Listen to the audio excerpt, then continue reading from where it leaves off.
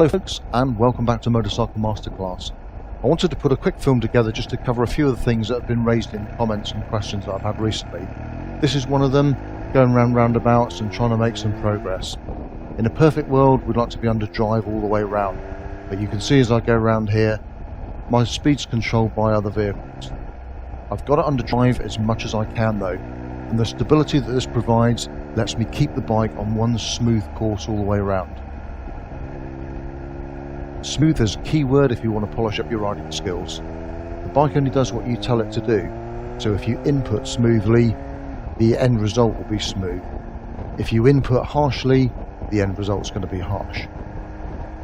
Smooth and gentle inputs on your bike's controls will produce a flowing, polished and professional looking ride. It's a lot more gentle on your bike's engine and running gear as well. Talking smooth moves, here is one as I move out to the crown of the road away from this junction now. But no following traffic, it's so subtly done you hardly notice it. But you need to be thinking all the time and building your riding plan on what you can see, what you can't see and what's likely to happen.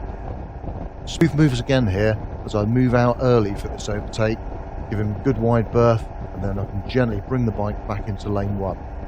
Remember that lane 2 is an overtaking lane, not a cruising lane. I'm not overtaking anything else, so I'm going to move back. When I reach the roundabout, I'm going to be turning left, so I can use this time to just start gradually running the speed down.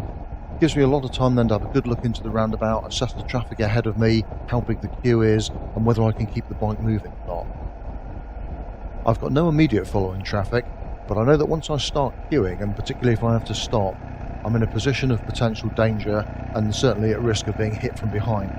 So you need to be keeping a careful eye on your mirrors as you come down and start reducing speed.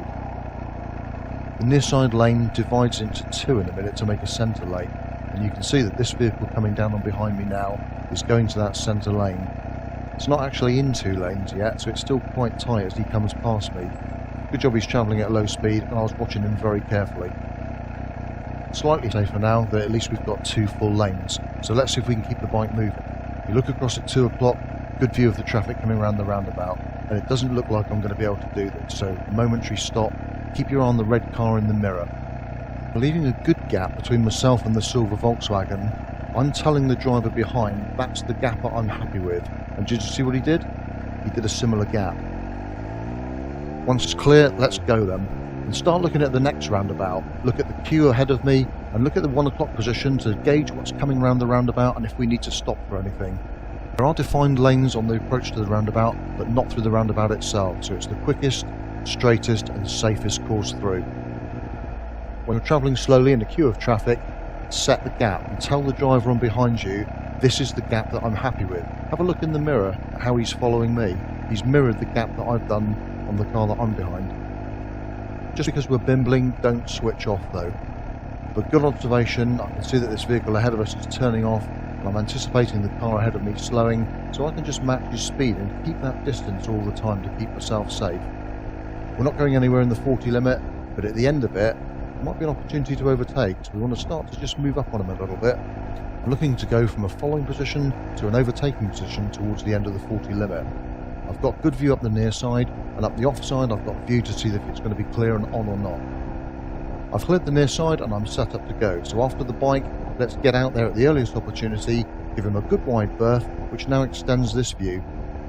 You can see that the lane's opening up into 2 lanes, so I can stay here and carry on the overtake. I need to be looking for somewhere safe to come back in though.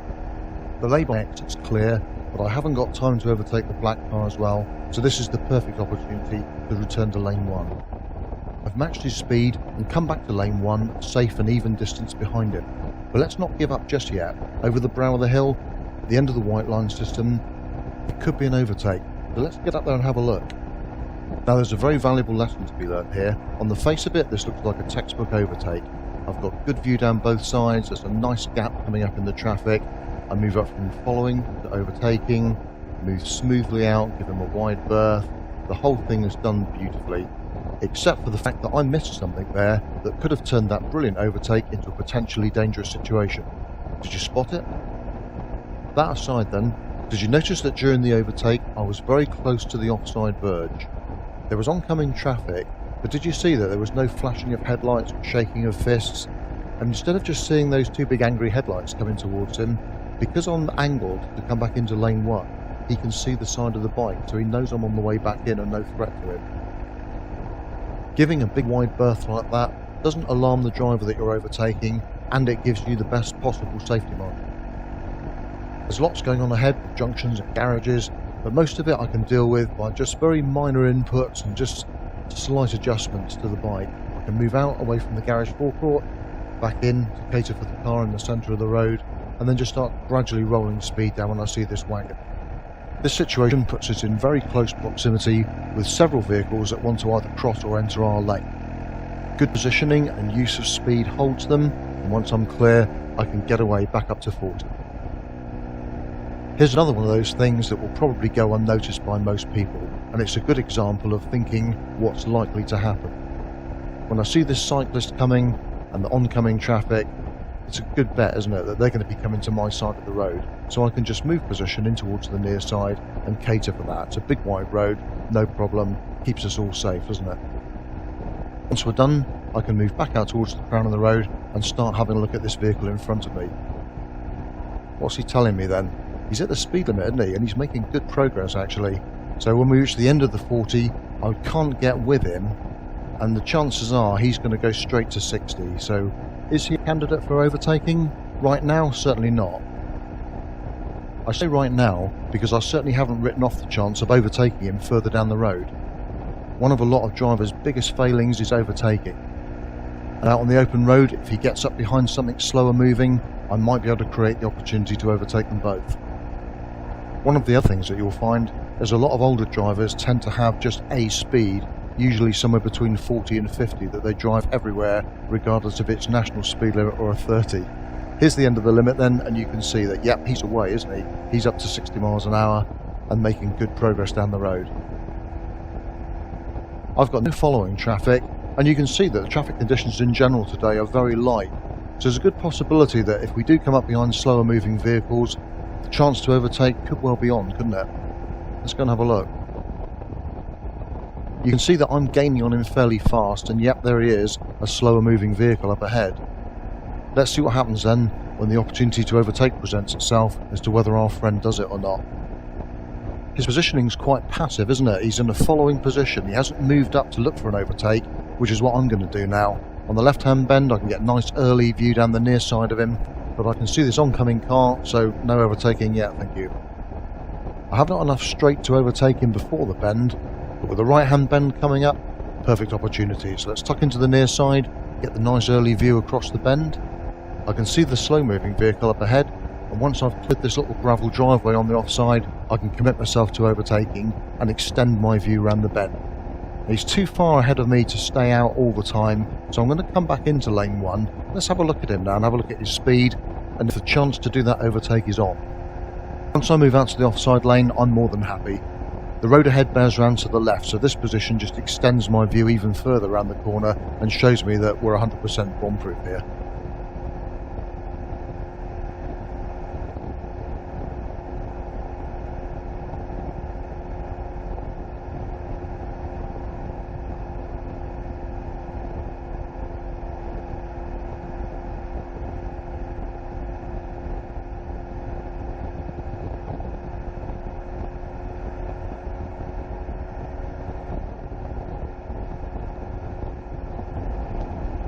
Towards the end of this long straight, I can see the road bearing round to the left, so it's time to start thinking about adjusting my speed.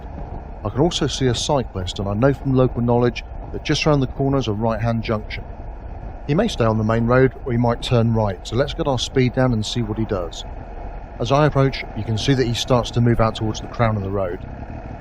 Let's think about it again then, what's likely to happen. Have a look at the oncoming traffic, and there's a gap after the last white vehicle here, so I'm expecting him to turn across the road, which he does.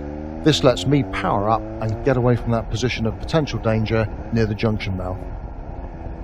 I know I said it before, but this doesn't happen by accident. It's all down to good planning and good observation. So keep your eyes open and your wits about you, and think about what you're doing and what's likely to happen ahead of you. On the down run after this right-hand bend is a 40 limit, so what's likely to happen now is I'm going to say something which I don't think I said at all in the last film. Get ready to join in. We're going to lose speed from 60 to 40, and there's no need to brake.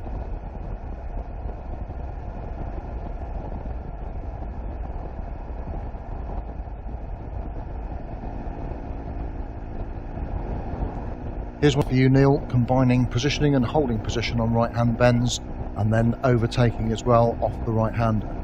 As we come up to the end of the 40 limit, I'll take 2 lower gears so I'm responsive, and I want to be catching this car on the way up towards the right-hand bend. So here comes the power, there's the position, hold it, hold it, hold it until you've got view. Once you've got the view, there it is. It doesn't get to look much better than that. So out we go. Alongside, I can just roll the power off and bring the bike smoothly back into the near side lane. That was a very short overtaking opportunity. Without the planning and preparation that I put into that, it would never have happened. If you're looking to do an advanced test, that's the sort of thing that your observer is going to be looking for, that you're thinking ahead and planning to do these well executed, quick advanced overtakes. And even if they're not on, he's going to be looking for you to be creating the opportunity, at least having a look at it and then deciding, okay, it's not on, and just dropping back to a following position.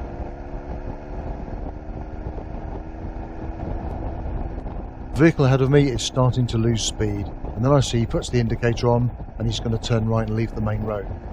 The white car up ahead has been travelling at around the 50 mile an hour mark, so let's catch him up. This gradual left-hand bend gives me the ideal opportunity to get a good view down the near side and clear up any near side dangers. As I start to move up on him though, and out towards the crown of the road into an overtaking position, I can see this oncoming vehicle. Straight after it though, I can see that the road's clear, so once he's gone by, I can move out to the offside, give this one a really good safety margin, and once I've cleared him, just bring the bike smoothly back into the near side lane, away from any oncoming traffic.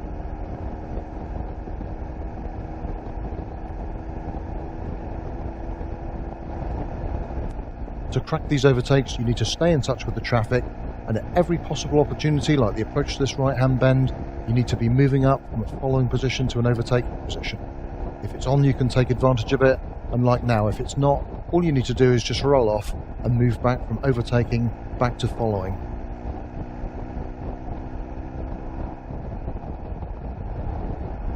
Here's another one for you, Neil. Turning left off the main road then with following traffic. So we want to get all our braking and swapping of cogs done and the vehicle under drive as you put the bank in so that it's stable, and then you're able to power away.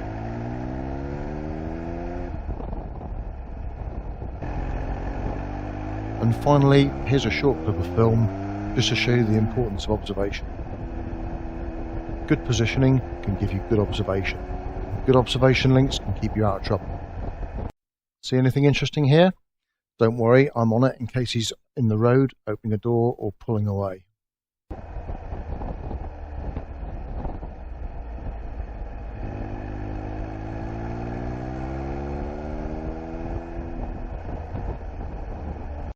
Anything here that's making you think, I really don't want to meet that on a bend? And perhaps timing your ride to make sure that you don't.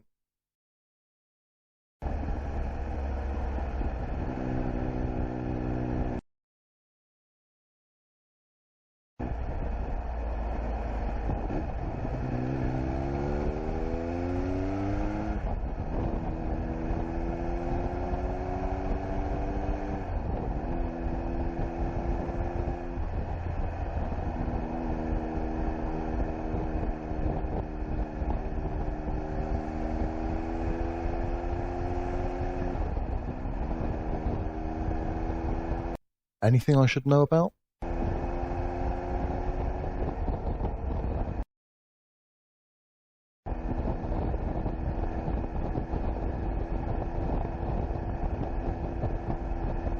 And a final one for you, Neil.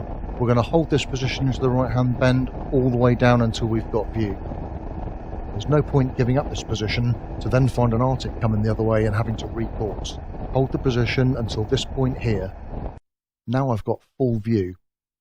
I can see the line of the road, and even the road surface actually on both carriageways. There's a line of 3 cars coming in, and when I start to straighten, I want to be on the crown of the road at the exit point of the bend after the 3 cars. One smooth course all down through the bend to the perfect position for view down the next straight. No overtaking involved, so I'm not too worried about the near side, although I've got good view down it anyway from here.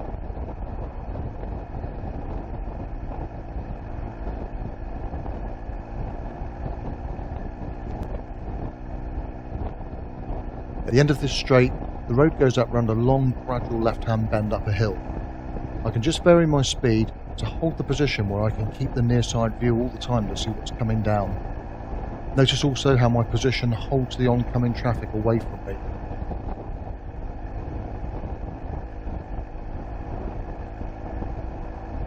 As the road straightens, I start to lose view, so I don't want to get any closer, but exactly the same thing happens again here. The road's bearing to the left, so just by varying my speed and position, I can hold this view and get a nice early near side view of the road ahead, all the way around the bend. Turning left again to leave the main road then. Course selected is to the near side with a signal on. Get all your braking and swapping of cogs done and the bike under drive before you start to bank, and then you can power away from the junction.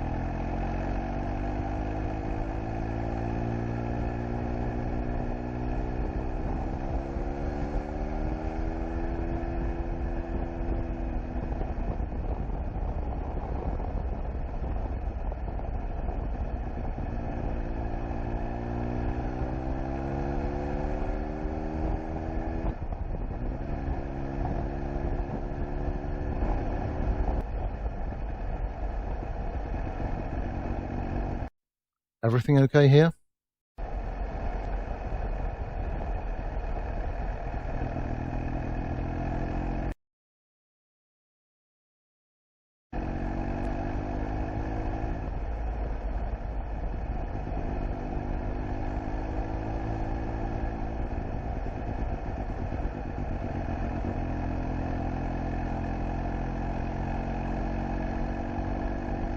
And what about here?